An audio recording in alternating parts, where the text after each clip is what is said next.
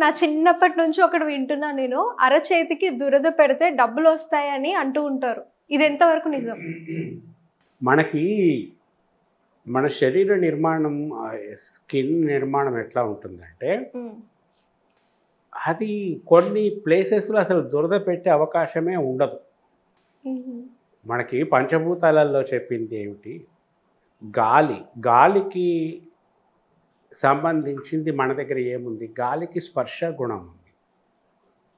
ఆ స్పర్శను మనం అనుభవిస్తాము మన స్కిన్ ద్వారా, చర్మం ద్వారా.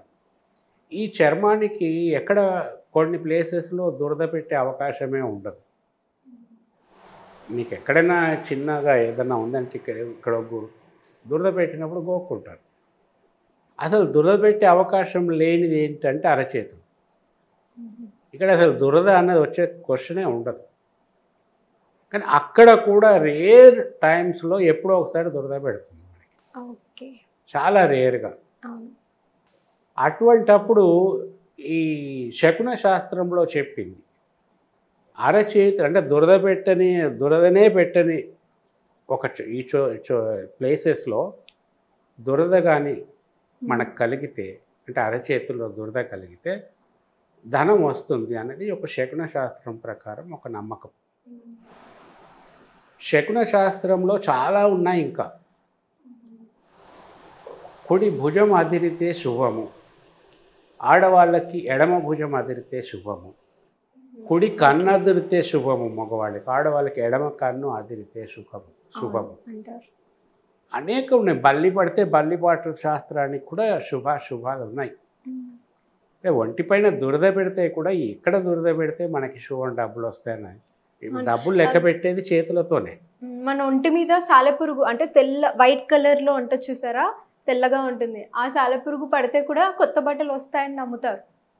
సాలెపురుగు తెల్లది కాదు, ఏ సాలెపురుగు అయినా సరే మన ఒంటి మీద పారుకుంటూ పోతే ఆ సాలెపురుగు అంటేనే అది ఒక పర్టికులర్ ఫంక్షన్ని తెలియచేస్తా ఉంది. సాలెపురుగు అంటే ఇప్పుడు సాలె మొగ్గం అంటాము. సాలెలు మొగ్గములో నేస్తూ ఉంటారు బట్టలు.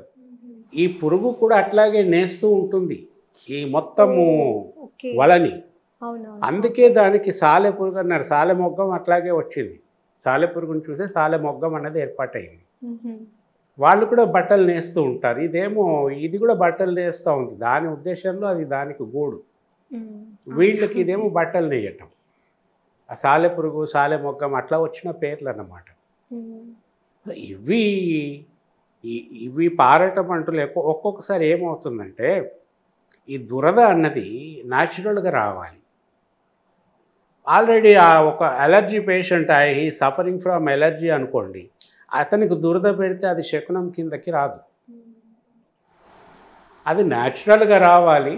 కొన్ని ప్రత్యేకమైన సమయాలలో ఇటువంటి శకునాలు ప్రత్యేకమైనటువంటి మంచి ఫలితాలను ఇస్తూ ఉంటాయి. ఇది అరచేతులు దురద పెడితే డబ్బులు వస్తాయి, అది నిజమే, మన నమ్మకం, మన షూర్. ఎంత వస్తాయి, ఎట్లా వస్తాయి అన్నది ఆ సమయాన్ని బట్టి ఉంటుంది. మళ్ళీ ఏ సమయంలో దురద పెట్టింది, శుభయం పొద్దున అయితే ఎప్పుడు, మధ్యాహ్నం అయితే ఎప్పుడు, సాయంత్రం అయితే ఎప్పుడు, దీన్ని బట్టి.